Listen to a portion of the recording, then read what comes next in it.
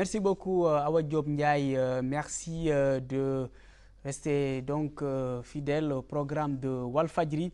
Le débat du jour qui porte aujourd'hui sur le dernier réaménagement du gouvernement survenu ce dimanche donc.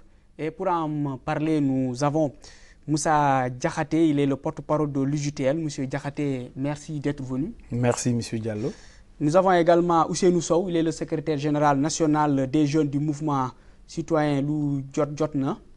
Merci également d'être venu. Merci Monsieur Diallo de l'invitation. Voilà, on a donc encore un réaménagement dans le gouvernement, des changements ont été notés, il y a eu des retours mais également des permutations. Et parmi ces retours, il y a Moustapha Souran qui hérite donc du département des forces armées, département qu'occupait le ministre d'État donc Bekay Diop, qui hérite donc du ministère de l'urbanisme et de l'assainissement.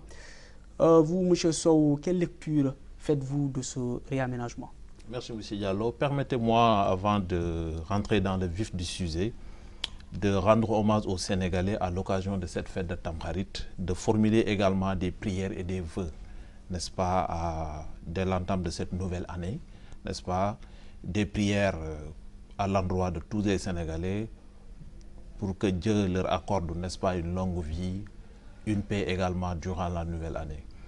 Donc, ceci étant, j'aimerais tout simplement, la première lecture que je vais faire de ce dernier réaménagement, elle est très simple, hein? C'est-à-dire, c'est le énième réaménagement, c'est-à-dire les Sénégalais n'en font même pas débat, parce que uniquement, ils sont saturés par rapport aux multiples, n'est-ce pas, réaménagements.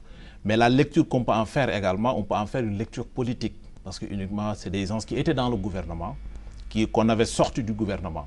Mais on a appris ces derniers temps, par exemple, le cas de Kolda est là. Le leader politique, n'est-ce pas, de cette localité, M. Bekay, a eu des problèmes. On a vu, n'est-ce pas, tout ce qu'il a eu à vivre là-bas durant la dernière fête de Tabaski. Donc ça aussi, on ne peut pas dire que ça n'a pas de lien, n'est-ce pas, ni de relation par rapport à ce réaménagement. Il y a également le cas de Souran. Nous avons constaté qu'il y a un séminaire qui a été organisé. Depuis très longtemps, Souran avait quelque part pris une position, une posture, n'est-ce pas, qui consistait tout simplement à ne pas se prononcer clairement sur la candidature, sur la constitutionnalité ou l'anticonstitutionnalité de la candidature du président. Donc nous avons constaté, au même titre que tous les Sénégalais, que lorsqu'il a pris part, n'est-ce pas, lors du dernier séminaire, et qu'il a eu à se prononcer, à prendre une position claire et favorable au président, n'est-ce pas, il a bénéficié d'une nomination. Donc on ne peut pas, n'est-ce pas, détacher l'aspect politique, n'est-ce pas, de ce réaménagement. Et nous disons, donc par selon rapport vous, à ça, Moustapha Souran a été récompensé par sa position. mais c'est clair, c'est clair. C'est clair qu'il a été récompensé parce qu'il était dans le gouvernement. C'était lui qui gérait le ministère, n'est-ce pas, de l'Éducation nationale. On a constaté qu'avant même son limogeage, il a fait l'objet de nombreuses attaques, n'est-ce pas, venant de son frère de parti, M. Farba Senghor, n'est-ce pas? C'est à l'issue de ces attaques qu'il a eu à être démis de ses fonctions. Ça aussi, c'est clair. Maintenant, c'est après ce séminaire, c'est lorsqu'il a eu à prendre position lors de ce séminaire, une position très claire par rapport à la candidature du président, qu'il a bénéficié, n'est-ce pas, d'une nouvelle nomination. Mais la lecture également qu'on peut se faire, n'est-ce pas, de ce dernier réaménagement est que c'est le énième et que les Sénégalais sont fatigués. La préoccupation actuelle, ce ne sont pas des réaménagements. On est à 3 mois des élections. Tout acte que le président pose par rapport à ces nominations-là ne répond pas à une logique de compétence, mais plutôt à une logique politique électoraliste. Et c'est clair dans la tête des Sénégalais. Les Sénégalais n'en débattent même pas.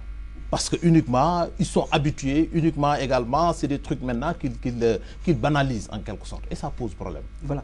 Moussa Diakhaté, vous êtes le porte-parole de l'UJTL. Selon vous, quel est le message que le chef de l'État a voulu lancer en effectuant ce réaménagement? Merci M. Diallo pour l'invitation. Je profite pour saluer à nouveau mon vis-à-vis, M. Sow, et profiter de cette occasion pour présenter mes vœux les meilleurs à la communauté musulmane du Sénégal et principalement aux téléspectateurs de Walfadjri. Pour revenir à cette question, la lecture elle est très simple. Le président de la République peut, à tout moment, selon ses désirs et ses volontés, remanier, changer son gouvernement comme il le veut. Mais ce que je veux dire, il parlait tout le temps, quand on parlait en Wolof, que c'était, il prenait l'exemple d'une équipe. Je reviens en prenant toujours ce même exemple, que oui, c'est une équipe où en temps réel, on change des jours. C'est comme si Amara Traoré, à 5 minutes d'un match qualificatif de l'équipe nationale, fait sortir un jour et fait entrer autre. Ce qui intéresse le téléspectateur, qui est ici le peuple, c'est que ces jours-là puissent apporter un plus-value sur le match que nous jouons. C'est pareil pour celui qui vient d'être pour le remaniement.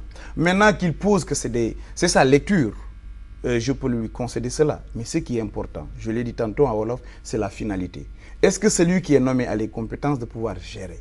Est-ce que celui qui est nommé est habilité à pouvoir? C'est dans ces rapports d'efficacité que nous parlons. Maintenant, sur le choix et sur le moment, il appartient au président de la République de choisir le moment opportun pour faire un réaménagement.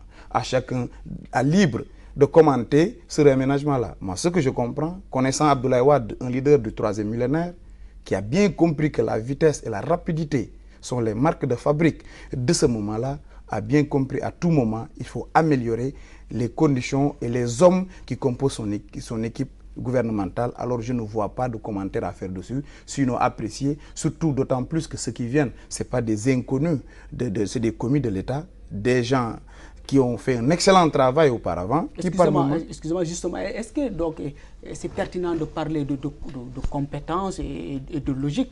Vous venez de dire qu'ils étaient là. Tout à fait. Comme je dis, à chaque moment, l'homme qu'il faut, à la place qu'il faut, c'est à lui de juger. Il serait très subjectif pour nous autres, qui ne sont ni président ni premier ministre, de critiquer de manière objective la rentrée dans un gouvernement ou la sortie dans un gouvernement d'un ministre. Abdoulaye Wade étant le chef de l'État, Souleymane Ndéné Ndiaye son premier ministre, ils sont plus habilités pour comprendre à temps opportun qui mettre et qui sortir. J'aurais compris qu'on aille dans les verdins des élections présidentielles, qu'on touche à des ministères qui ont un lien direct avec l'élection et autres. On aurait changé Cheikh Gueye, les gens allaient parler d'élection. On aurait changé les ministres de l'Intérieur, on aurait parlé d'élection. Mais en réalité, je crois que Abdoulaye Wade n'a pas besoin, n'a pas de souci électoral, d'autant plus qu'en face, il n'y a absolument rien. Monsieur Sow, est-ce qu'on ne peut pas dire que c'est vrai, c'est parce que le chef de l'État veut renforcer la compétence ou veut en tout cas avoir beaucoup plus de réalisation ou concrétiser ses vœux, cause pour laquelle il a réaménagé le gouvernement? Non, M. Diallo, le constat, il est clair. C'est-à-dire, ce n'est pas tout simplement mon point de vue personnel, c'est le constat de tous les Sénégalais, ou bien de la majorité des Sénégalais. Ce qui est clair, c'est-à-dire à 3 mois des élections, le président ne peut pas poser un acte, n'est-ce pas, qu'on peut détacher de la politique. Ça, c'est très clair. C'est-à-dire, il y a un soubassement politique à l'intérieur. Maintenant, par rapport à l'équipe, n'est-ce pas, à la logique d'équipe qu'il a dit tout à l'heure, on a constaté que depuis 2000, il n'y a que des changements intempestifs. Donc moi, je dis que le problème ne se situe plus au niveau des joueurs, mais c'est plutôt au niveau du sélectionneur, au niveau de l'entraîneur. C'est l'entraîneur qui pose problème. Peut-être c'est l'entraîneur qui n'a pas une grille, n'est-ce pas, efficace qui peut lui permettre de choisir. Le chef de l'État lui-même. Le chef de l'État lui-même, pour moi, il n'a pas une grille assez efficace, avec des critères bien précis qui peut lui permettre de faire un bon choix, avec des compétences. Moi, je parlais tout à l'heure de logique de compétences, mais c'est plutôt des logiques électoralistes parce qu'on est à 3 mois des élections. Il a parlé de ministères comme le ministère de l'Intérieur, le ministère chargé des élections.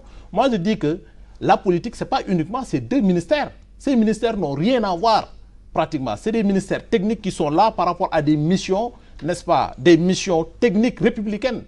Ce qui se passe, c'est quoi? C'est des ministres politiques qui ont une base politique. Et on a constaté, depuis, n'est-ce pas, un passé très récent, que ces ministres-là ont eu des problèmes au niveau de leur base.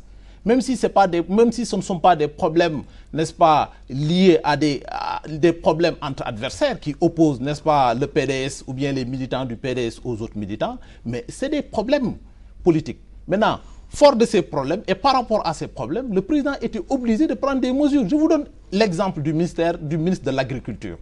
Nous constatons que depuis le 23 juin, après les événements du 23 juin, le président s'était retranché dans son palais. Il est resté très longtemps sans sortir, sans faire aucune déclaration. Sa première sortie, qu'est-ce qu'on a constaté? C'était pour aller répondre, n'est-ce pas, au chef de village, à la population rurale qu'il a reçue, n'est-ce pas? Donc, qu'est-ce que nous constatons? C'est-à-dire l'agriculture occupe une place centrale par rapport au dispositif électoral qu'il veut mettre en place. Et il est clair que les paysans ne sont pas contents de leur ministre. Les chefs religieux ne sont pas contents du ministre de l'Agriculture. Et il y a plusieurs interventions, il y a plusieurs sorties, n'est-ce pas, qui confortent ce point de vue-là.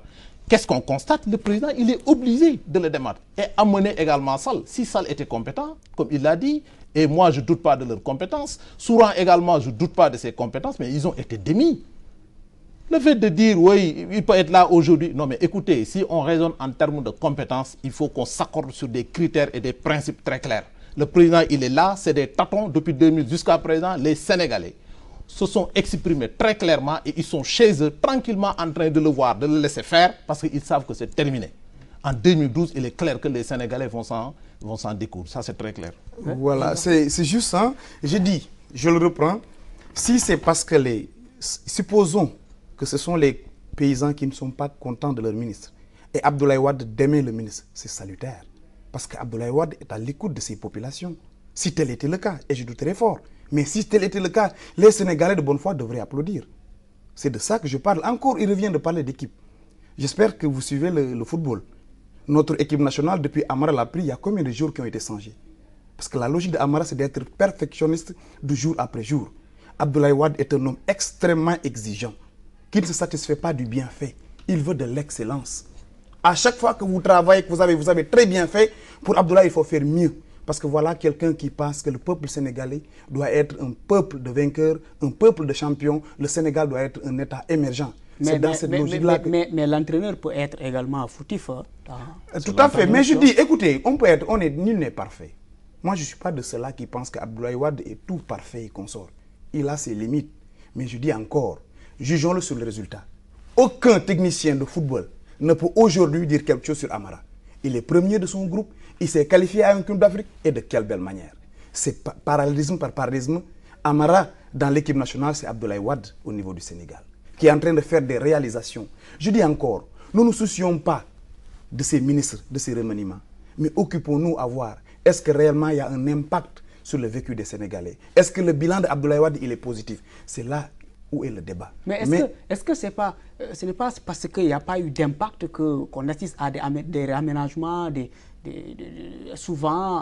très souvent, on constate que le gouvernement est touché, on réaménage, on change. Est-ce que ce n'est pas un aveu d'échec? Aucunement. Abdoulaye Wade est quelqu'un d'extrêmement exigeant, je te dis. Il peut te demander de faire quelque chose en 5 minutes. Tu le fais en 5 minutes, 1 seconde, il dit qu'il n'est pas satisfait. Voilà qui, de jour en jour, exige plus et davantage de ces ministres et de ces Sénégalais. Comme les Sénégalais, regardez-le. Je prends le corps enseignant. Tu donnes aujourd'hui, il réclame plus parce que le peuple sénégalais est un peuple exigeant, un peuple qui veut de plus en plus. Abdoulaye Wade, l'ayant compris, n'a pas le temps de traîner le pas. À chaque fois qu'il sent qu'il a le besoin de changer l'équipe, il le fait. Qu'on le fasse à 3 mois des élections. J'aurais compris que ce soit des élections à enjeu.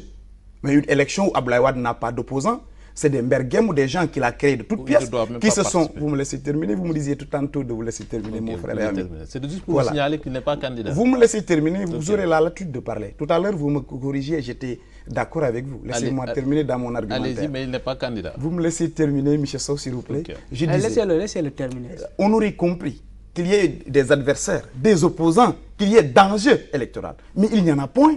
Abdoulaye Wade n'a pas d'adversaire. Il y avait Benno Sugui Sénégal qui aujourd'hui est devenu du Tassaro. En face, c'est des merguembou, des gens qui ne sont pas préparés parce qu'on a juste retenu leurs mains de la gestion de l'État, qui se sont confinés, créé des partis comme ça pour venir. C'est Cheikh Tidiane Gadio, c'est Idrissa Seck, c'est Macky Sall, c'est des gens sortis de terre par Abdoulaye Wade. J'aurais compris qu'il est dangereux. Écoutez, notre problème, ce n'est pas de gagner, mais de combien nous allons gagner. Donc, ce n'est pas pour des raisons électoralistes ou politiques qu'Abdoulaye Wade aurait changé son gouvernement.